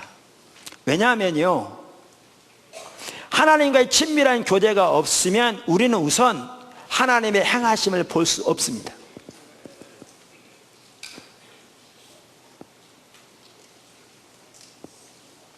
오늘날 제가 이런 성경 중심적인 사역을 나눌 때 대다수의 성도들은 그것이 너무나 수준이 높다 이렇게 이해합니다. 그리고 어떤 사람들은 나하고는 상관없다 이렇게 얘기합니다. 그만큼 우리는 우리의 신앙이 옆으로 가 있습니다. 왜? 말씀드린 대로 우리의 신앙을 그저 몇 가지 종교적인 의식하는 걸로 생각하니까요. 그리고 그거 잘하면 복받을 걸로 생각하니까 하나님과 친밀한 교제, 그 시대를 향한 하나님의 목적 같은 하나님의 행하심을 보는 것, 우리 삶의 주위에서 하나님이 일하고 계신 걸 깨닫는 것, 그리고 그 삶에 온 사람을 동참하는 것, 개념조차 없습니다.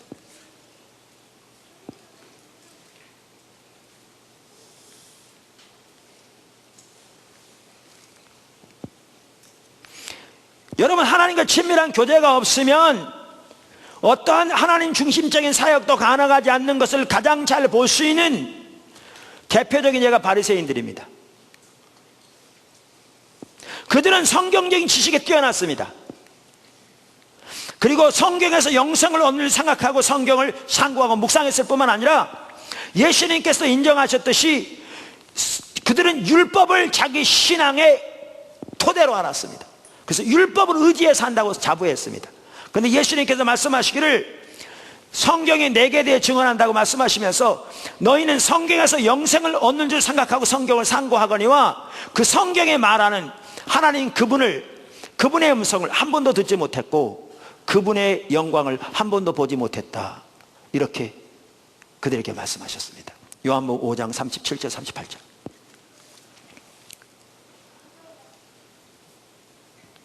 아브라함이 하나님의 영광을 본 것처럼, 모세가 하나님의 영광을 본 것처럼, 여호수아가 하나님의 영광을 본 것처럼, 이사야가 하나님의 영광을 본 것처럼 하나님과의 친밀한 교제 가운데서 그분의 성품과 그분의 영광과 그분의 의도를 개인적으로 하는 이 개인적인 교제가 전혀 없었습니다. 그들의 신앙은 그저 교리에 의한 신앙생활이었습니다. 잘 들으십시오. 그들의 교리는 대체적으로 정통적이었습니다. 그러니까 마태복음 23장에서 예수님께서 자기 제자들에게 그들이 하는 말을 반드시 다 지키고 행하라고 명령하실 정도였습니다. 그리고 그들은 그 성경적인 지식에 뛰어났습니다. 근데 잘 들으십시오. 그들은 로이드 존스 목사님이 말한 것처럼 하나님에 관한 성경적인 지식 컵은 뛰어났을지 모르지만 그 성경에 말한 인격체신 하나님의 영광을 보고 그분의 음성을 듣고 그분의 뜻과 의중을 아는 그 하나님과 친밀한 교제, 하나님 아는 참된 지식, 그것을 그분은 로이드 존스 목사님 우유라고 비교했는데 그 하나님 아는 참된 지식은 전혀 없었습니다. 그들은 컵만 있었습니다. 빈컵입니다. 죽은 정통주의. 그러니까 그들은 교리적으로 뛰어났습니다. 그런데 보십시오. 그들의 삶은 어떤 삶이었는가? 그들은 자기의 교리적인 지식에 의한 삶이었습니다. 신학적 논쟁하면 항상 이겼겠죠. 그들은 나름대로 분명한 성경적인 의식을 가지고 있었습니다. 그들은 나름대로 세상의 문제에 대한 성경적인 지식을 토대한 나름대로 해법을 제시했을 겁니다. 문제는 하나님과 어떤 인격적인 관계도 없었습니다. 그래서 그들의 삶은요, 교리적인 지식에 의한 삶, 자기의 종교적인 소위 말하면 의식, 이 리추얼 말고 그 어떤 그 신앙관에 의한 삶, 보다도 구체적으로 말하면 갈라디아서 1장에서 사도 바울이 자기가 그랬다고 말한 것처럼 그들의 삶은 전통을 따르는 삶이었습니다. 장로들의 유전을 따르는 삶. 나름대로 열심히 있었습니다. 하나님과 관계가 없었죠. 여러분, 오늘날 너무나 많은 성도들이 똑같은 삶을 살고 있습니다. 성경적인 지식에 의한 삶, 성경적인 지식은 매우 중요합니다. 아무리 강조해도 지나침이었을 만큼 중요합니다. 컵이 깨져버리면, 컵이 없으면 우유를 담을 수 없듯이.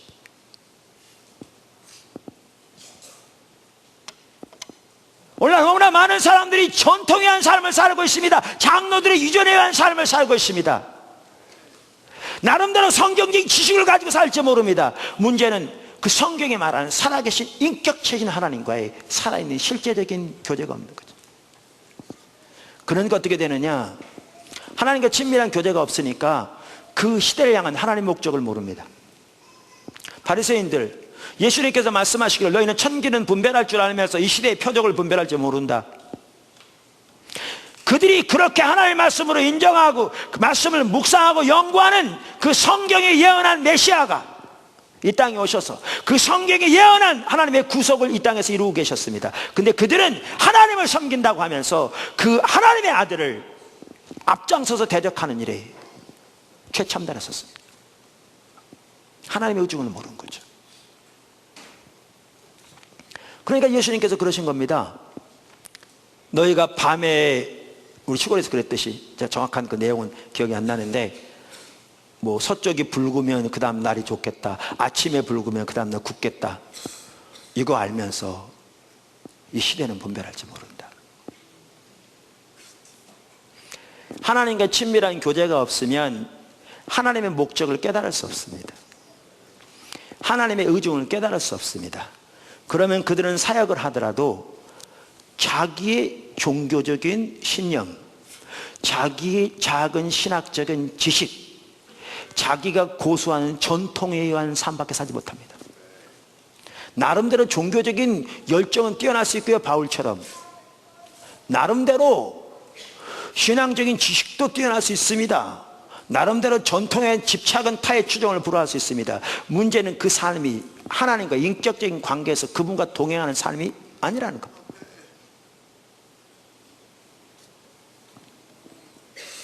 그러니까 그러한 상태의 사역은 자기가 계획한 사역, 자기가 목표를 두고 자기의 열심으로 이뤄가는 사역인 거죠.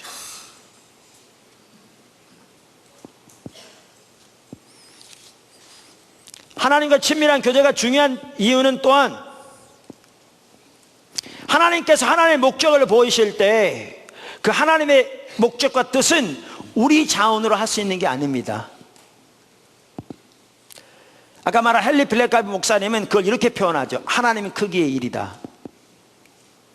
그러니까 우리 자원으로 할 수 있는 게 아니라 그 말이죠.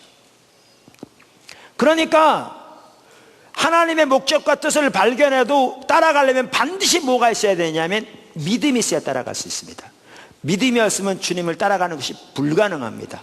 그래서 히브리서 11장만 하더라도, 구약시대만 하더라도 하나님을 따랐던, 하나님과 동행했던 사람들에게 공통적으로 요구되는 게 무엇이었느냐? 믿음이었습니다. 아까 기드온의 경우도 마찬가지고, 모세의 경우도 마찬가지고, 노아의 경우도 마찬가지고, 아무나 대보십시오. 아까 예를 들면 그 페이스 침례교회 헨리 블랙가이 목사님이 섬기던 세스코턴에, 아니 본교회 성도가 청장님 20명도 안 되는데, 한 개도 아니고 그 주에 있는 주요 도시마다 지교회를 세우라고 하나님 인도하셨다. 그게 믿음이 없으면 갈 일이냐고요, 그게. 그런데 하나님과 친밀한 교제 가운데 있지 않으면 믿음이 가능하지 않습니다.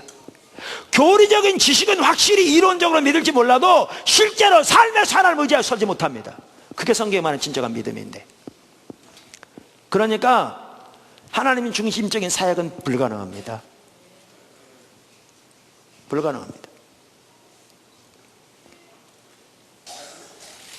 하나님과 친밀한 교제가 관건입니다.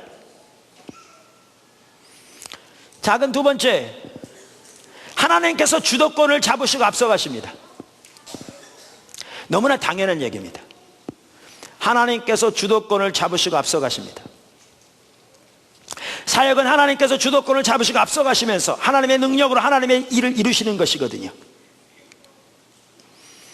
그러니까 여기에 물론 나중에 나오기도 합니다만 이제 두 가지가 저는 내포되어 있는데, 하나는 뭐냐 하면 하나님이 주도권을 잡으시고 앞서가시기 때문에 우리에게 절실하게 필요한 건 뭐냐 하면 우리가 영적인 경각심을 가지고 하나님이 우리 주변에서 어떻게 일하고 계신가를 주시해 보아야 합니다.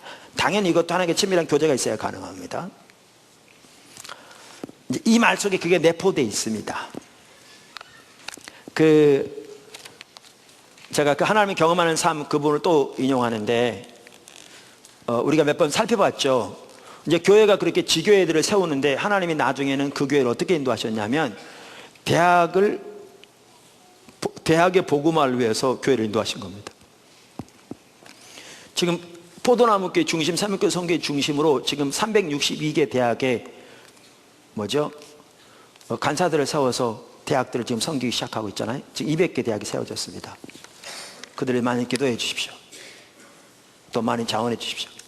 자, 그런데 대학을 이렇게 섬기도록 인도하셨는데, 그러니까 이제 어떻게 할지 모르잖아요. 어떻게 할지 모를 때는 이렇게도 알아보고 저렇게도 알아보고 이렇게 기도해야죠. 계속 하나님 찾으면서. 그래서 교단본부에 전화한 겁니다. 하나님 이렇게 인도하시는데 어떻게 하냐.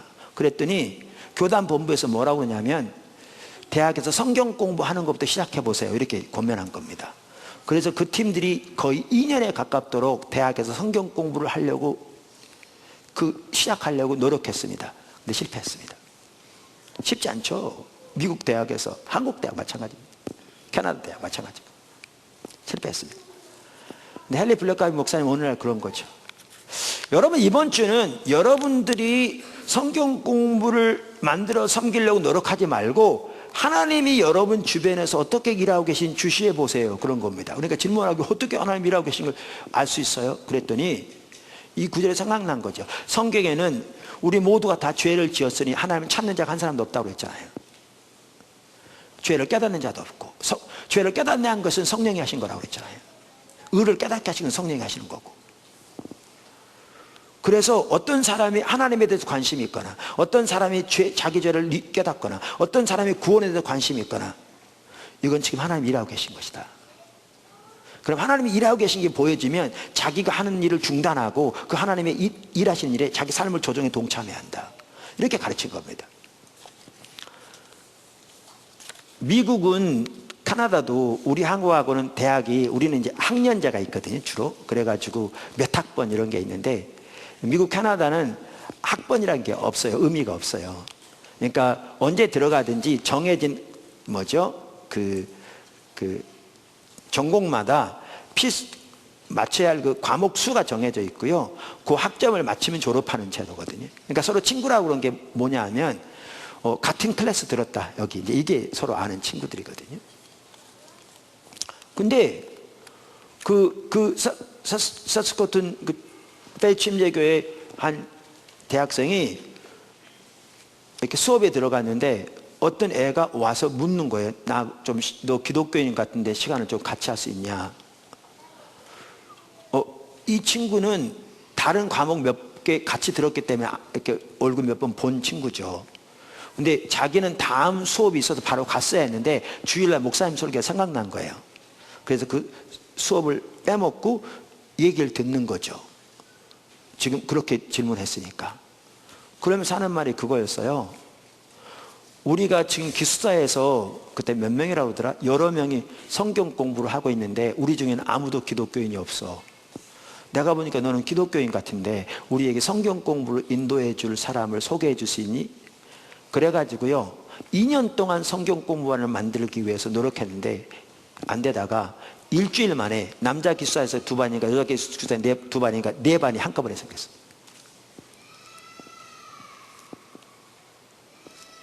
주님의 일하심을 주시해 봐야 되는 거죠. 그러니까 하나님께서 주도권을 잡으시고 앞서가십니다. 이 부분은 그 부분이 포함돼요. 근데 이거 사실 나중에 나올 부분이고요. 제가 이 부분을 여기에 넣는 이유가 있어요. 그게 뭐냐면 하나님이 이렇게 주도하고 앞서가시면서 하나님의 일을 이루시는데, 그러려면 우리가 그 사역이 우리에게 이루어지려면 내 삶과 내가 섬기는 교회 가운데 하나님이 주도권을 잡으시고 앞서가고 계신 일이 지금 일어나고 있어야 한다는 거죠.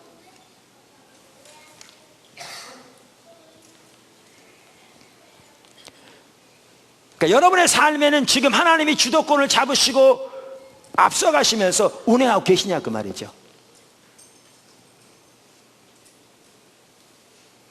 왜 이게 중요하냐면, 만약에 하나님이 주도권을 잡으시고 내 삶 속에 운행하시며 앞서가고 인도하고 계시지 않는다면 하나님 중직의 사역은 가능하잖아요. 주님이 역사하고 계시지 않은데. 그러니까 남는 건 뭐만 남아요? 우리의 수단과 방법밖에 안 남죠.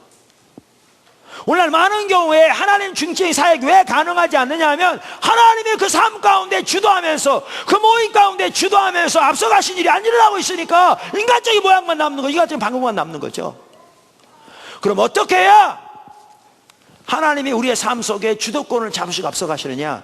아까도 말한 것처럼 우리가 하나님의 얼굴을 구해야 그게 일어납니다. 하나님 집중적으로 찾아야. 하나님을 찾는 것은 우리의 온 마음으로 하나님께 예배하는 것 훨씬 이상입니다. 우리 하나님께 경배를 드릴 때 가사 하나하나에 마음을 실어서 주님을 예배하고 찾아야 합니다.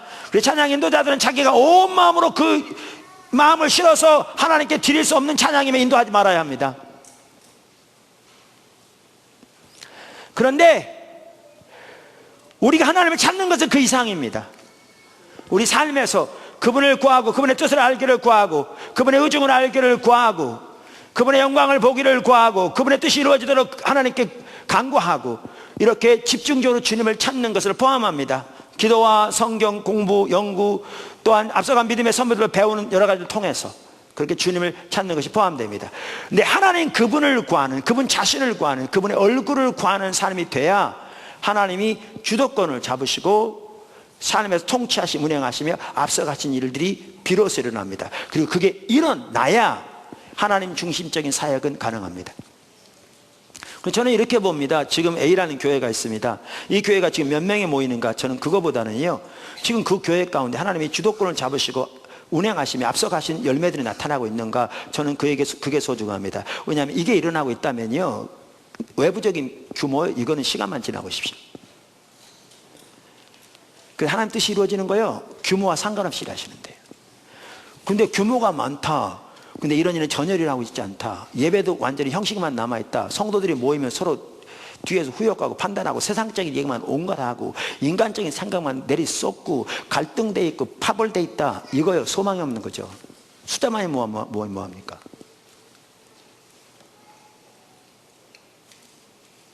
소망이 없는 거죠.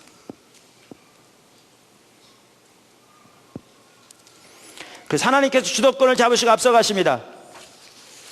할렐루야.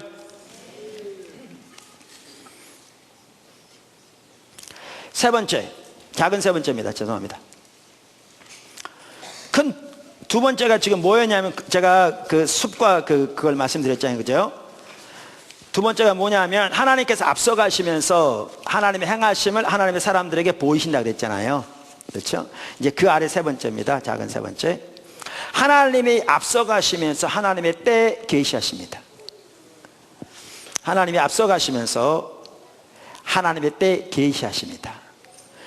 이 계시란 용어를 제가 사용했는데요, 이 말은 우리가 가지고 있는 성경 외에 추가적인 성경에 주어지고 있다 그 말이 전혀 아닙니다. 사실 신학적으로도요, 계시가 세 단계거든요. 하나님의 역사적인 사건을 통해서 계시하시고요, 두 번째 단계가 이 성경을 통해서 하나님 뜻이 우리에게 계시됐고요, 세 번째 단계가 조명이죠. 영어로 illumination이라고 해요. 이 성경을 깨닫게 하시는 거죠. 그래서 조명이라는 용어를 쓰는데, 기독교 학설은 우리 차영배 교수님은 그러더라고요. 그 조명이라는 얘기가 별로 안 좋은 얘기입니다. 그거 계시라고 그래야 합니다. 정확하거든요. 그러니까 이 말은 뭐냐 하면, 우리가 느낌으로 깨닫는다는 말이 아니라 하나님이 성령을 통해 우리에게 계시해 주셔야 하나님도 하나님의 목적도 하나님의 길도 알게 되는 거예요. 그래서 계시라는 용어가 더 좋다 그 말입니다. 그래서 여기에서 말하는, 제가 계시하신다 이 말은 신학적인 용어로 조명을 말합니다. 근데 조명보다는 계시라는 용어가 더 하나님이 우리의 마음을 열고 성령을 통해 깨닫게 해주셔야, 우리에게 보이셔야 우리가 알 수 있다는 의미에서 더 좋습니다. 근데 하나님이 하나님의 때에 계시하신다. 아멘. 근데 아까 제가 말씀드린 하나님을 경험하는 삶에 보면요, 그분이 하나님이 계시하는 것을 크게 세 가지로 요약했는데 아주 잘 요약했어요. 이게 정말 중요한 부분이에요. 세 가지로 요약했어요. 그분은 그 세 가지를 뭐라고, 그러니까 많은 게 있겠죠. 근데 그 크게 세 가지로 요약한 겁니다. 하나님 자신과 하나님 목적과 하나님의 길. 세 가지 뭐라고요? 하나님 자신과 하나님 목적과 하나님의 길. 아주 잘 정리한 겁니다. 그러면서 그분은 뭐라고 하냐면, 하나님이 자신을 왜 계시하시느냐, 그분은 크게 두 가지를 말했는데요, 사실은 두 가지만이 아닙니다. 그게 많은 목적이 있는데 그분은 두 가지만 얘기했죠. 하나님 자신을 우리에게 알게 하셔야 우리가 그분을 그만큼 사랑할 수 있어요. 그러니까 우리를 하나님과 친밀한 교제로 나오도록 우리에게 하나님 자신을 계시하시는 거죠. 그 다음에 두 번째, 그분은 뭐라고 그랬냐, 하나님이 우리에게 계시하셔야 그분을 믿을 수 있어요. 예, 그래서 그렇다. 근데 그것만이 아니죠. 우리가 하나님 아는 만큼 그분을 사랑할 수 있고, 하나님 아는 만큼 그분께 순종할 수 있고, 하나님 아는 만큼 그분을 예배할 수 있고, 하나님 아는 만큼 그분의 비전과 목적을 알 수 있고, 하나님 아는 만큼 그분을 믿을 수 있고, 하나님 아는 것, 우리 신앙의 모든 핵심이죠. 자, 그 다음에 하나님 목적을 계시하신다. 근데 목적을 왜 계시하시냐, 그 일에 동참하라고. 그 하나님 목적에게 우리에게 알리시는 그 자체가 우리로 하여금 그 일에 동참하라는 초청이라, 이렇게 말하죠. 그 다음에 하나님의 길을 계시하신다. 이건 무슨 말이냐면, 하나님의 목적은 하나님의 방법으로만 이루어집니다. 나중에 또 나올 텐데요. 그러니까 하나님은 하나님의 목적을 보이실 뿐만 아니라 하나님의 방법을 우리에게 알리십니다. 우리 하나님의 목적만 알고 하나님의 방법을 알지 못하면 그 뜻이 이루어지지 않습니다. 아무리 하나님의 목적이 보여도 우리의 인간적인 방법과 수단으로 하면 이게 인본주의입니다. 하나님 뜻이 이루어지지 않습니다. 그러니까 하나님의 목적을 우리에게 알리실 뿐만 아니라 하나님의 방법을 알리십니다. 그 세 가지를 이렇게 요약했는데 아주 잘 요약했다고 저는 믿습니다. 그래서 그 참 좋은 그 예가, 하나님께서 모세에게 찾아오셔서 시내산에서 그 세 가지를 계시하신 걸 볼 수 있죠. 하나님이 우선 모세에게 하나님 자신을 계시하셨죠. 어떤 하나님으로서? 아브라함과 이삭과 야곱의 하나님으로서 자신을 계시하셨죠. 이 얘기가 무슨 얘기인지 아세요? 하나님께서 아브라함 때부터 그에게 알리시기 시작하신 하나님을 위한 한 백성을 세우실 계획을 지금 실현하러 오셨다는 겁니다. 이 전체적인 맥락에서 사건을 보아야 믿음으로 순종해 갈 수 있어요. 순종할 수 있어요. 광야 생활하는 이스라엘 백성들이 왜 하나님을 불신한 줄 아십니까? 하나님이 지금 무슨 일을 하고 계신지 전혀 깨닫지 못했어요. 그래서 하나님께서 아브라함과 이삭과 야곱의 하나님을 계시하실 뿐만 아니라 스스로 계신 야훼 하나님을 계시하신 거죠. 이거는 생각해 보세요. 지금 무기 하나 없이, 군대 하나 없이 애굽의 그 당시 그 대국을 향해서 거기에 노예들을 해방시키러 간다는 거요, 불가능하죠. 그러니까 하나님이 스스로 계신 그 전능자, 약속하신 것을 반드시 이루시는 그 하나님, 영원 전부터 영원 끝까지를 영원한 현재로 가지고 계신 그 하나님을 계시하신 거죠. 그래야 믿음으로 순종할 수 있으니까. 뿐만 아니라 하나님은 모세에게 하나님의 목적을 계시하신 거죠. 그래서 3장 7절부터 보면, 여호와께서 이르시되 내가 애굽에 있는 내 백성의 고통을 분명히 보고 그들의 감독자로 말미암아 부르짖음을 듣고 그 근심을 알고 내가 내려가서 그들을 애굽인의 손에서 건져내고 그들을 그 땅에서 인도하여 아름답고 광대한 땅, 적과 꿀이르는 땅, 곧 가나안 족속, 헷 족속, 아모리 족속, 브리 족속, 히 족속, 여부스 족속의 지방에 데려가려 하노라. 그럼 쭉 얘기하시죠. 그 다음에 중요한 게 있어요. 하나님은 모세에게 하나님 방법을 계시하세요. 그러니까 목적을 보이신 다음에 네가 한번 잘해봐라, 그렇게 말 안 하셨어요. 만약에 그걸 깨닫고 바로 하나님 일을 하시려고 한다, 지금 이게 지금 하나님 이루고 계신 일이다, 그냥 가서 열심히 한번 해봐야지, 이렇게 했더라면 모세 목 달아났어요. 가능하지 않았어요. 하나님 모세에게 하나님 목적을 보이실 뿐만 아니라 하나님의 방법을 보이셨어요, 구체적으로.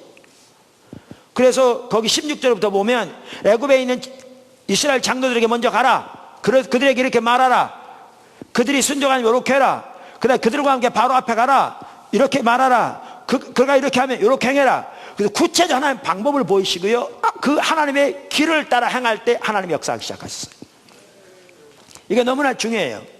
오늘날 적지 않은 사람들이, 아까도 말한 오늘날 뭐가 팽배하느냐면요, 인본주의적인 사역이 팽배해요. 그러다 보니까 자기가 계획을 하고 자기가 목표를 세우고 하나님을 위해서 열심히 기도하면서 열심히 노력하면 될 줄 알아요. 그러면 하나님은 자기가 세운 계획을 뒷받침할 줄 알아요. 하나님 그렇게 하신 분이 아니에요. 근데 좀 듣다 보면 이제는 자기 뜻대로 하지 않고 이제 하나님 목적을 발견하고 이제 순종하겠다, 이런 이해를 가지고 하나님 뜻을 발견하고 따라가려고 하는데, 어떤 사람들은 하나님의 목적을 깨달았는데 이제 자기 방법대로 하는 거죠. 자기 식대로. 똑같이 안 되는 겁니다. 그러니까 하나님의 일은 하나님의 방법으로만 이루어집니다. 그래서 하나님께서 우리에게 하나님 자신과 하나님의 목적과 하나님의 길을 알리십니다. 계시하십니다. 조명하십니다. 깨닫게 하십니다. 할렐루야. 마지막으로 그 작은 네 번째, 교회의 중보기도가 세워지는 게 매우 중요합니다. 그러니까 제가 말한 중보기도는 사실 중보기도라고 그럴 필요도 없습니다. 성경에 나온 하나님 사람들이 다 그 기도했습니다. 우리는 오늘날 그저 자기 필요한 목적을 줄기차게 주세요라고 기도하는 걸 기도라고 생각하기 때문에 제가 이걸 중보기도는 다른 이름으로 사용하지, 사실 다른 이름으로 사용할 필요가 없습니다. 이게 하나님의 사람들이 했던 기도입니다. 제가 말한 중보기도는 하나님 그분의 얼굴을 구하며 그분의 뜻과 의중을 발견하고 그 뜻이 이루어지도록 하나님께 구하는 기도를 말합니다. 다니엘이 그렇게 기도했고요, 모세가 그렇게 기도했고요, 성경에 사무엘이 그렇게 기도했고요, 바울이 그렇게 기도했고요, 예수님이 그렇게 기도하셨고요. 이게 성경에 나온 하나님의 사람들의 기도입니다. 이게 왜 중요하냐면요, 이 시간에 하나님이 많은 하나님의 뜻과 의중을 알리십니다. 그 시간은 하나님을 찾는 시간이니까. 여러분이 개인적으로 하나님과 동행하는 삶을 살려고 하는 데서 필수적인 한 부분이 이 중보기도입니다. 근데 포도나무 교회 가운데 이게 좀 많이 시들어져 있습니다. 초기에는 매우 왕성했는데,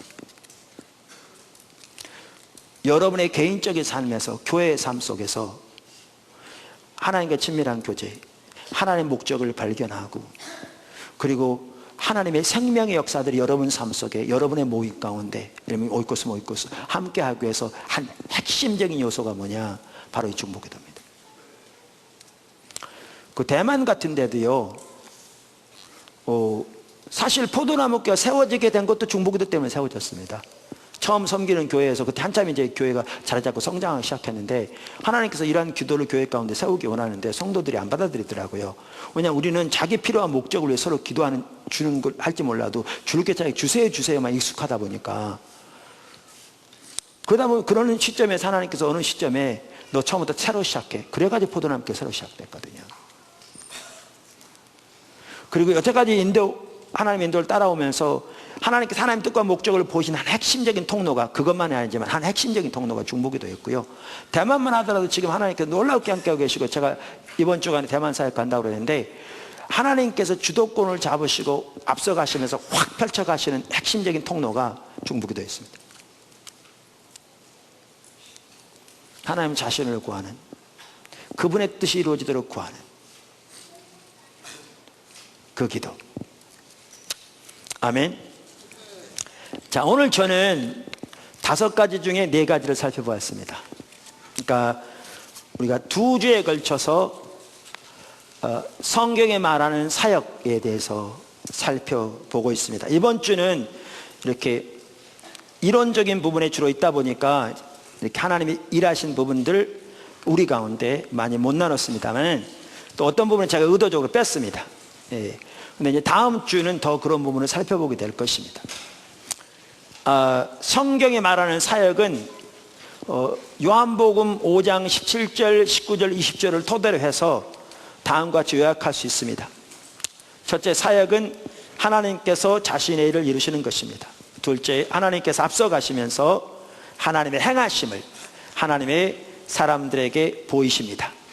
여기까지 전체 윤곽이 보이죠? 셋째, 하나님의 사람들이 하나님의 행하심을 보고 온 사람으로 그 일에 동참합니다. 넷째, 하나님께서 하나님의 능력으로 그 일을 이루십니다. 마지막으로 5번째, 이러한 과정을 통해서 하나님의 뜻이 이루어지고 우리는 살아계신 하나님을 경험합니다. 아멘. 기도하겠습니다.